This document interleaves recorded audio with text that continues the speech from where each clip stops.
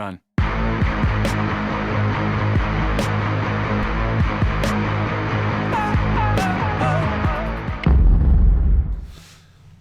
Well, everybody, the trip to Utah saw a lot more snow than I really expected. These pictures here are from our going from Reno through Northern California towards Oregon, and poor river here had snow up to her belly.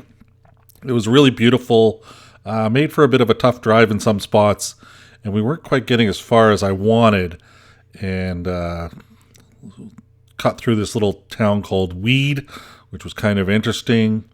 I was trying to make my way up to this Grave Creek area for gas without stopping, because there was a gas station around the corner and then this neat little covered bridge, and just thought I'd do a quick drive through and videotape it. Kind of a neat bridge, well maintained, and I always like covered bridges.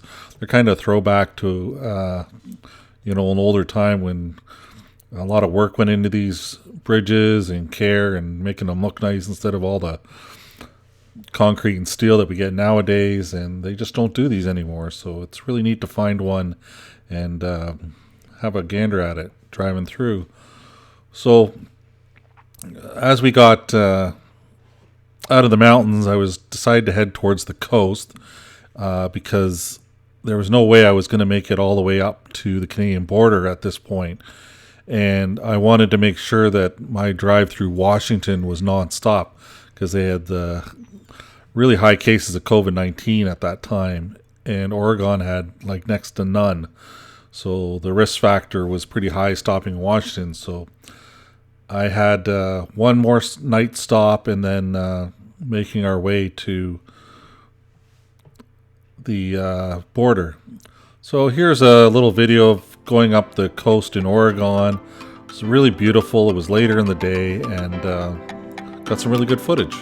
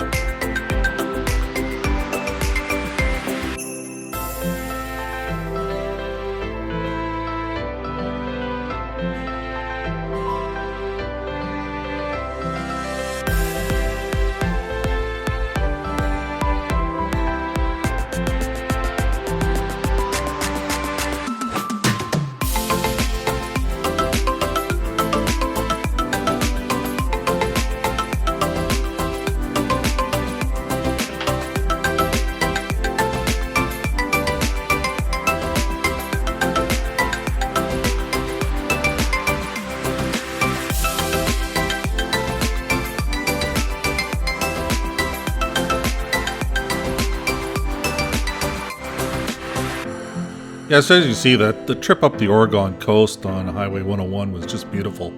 A really sunny day. It was getting warmer as I traveled up the coast, and got some spectacular pictures as well as video.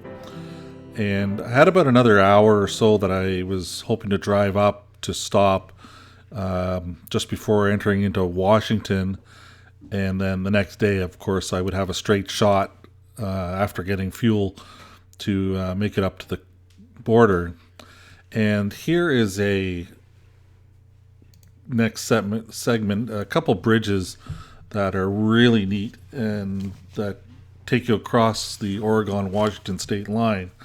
The first bridge that I'm on here is a bit of a causeway before you hit the bridge.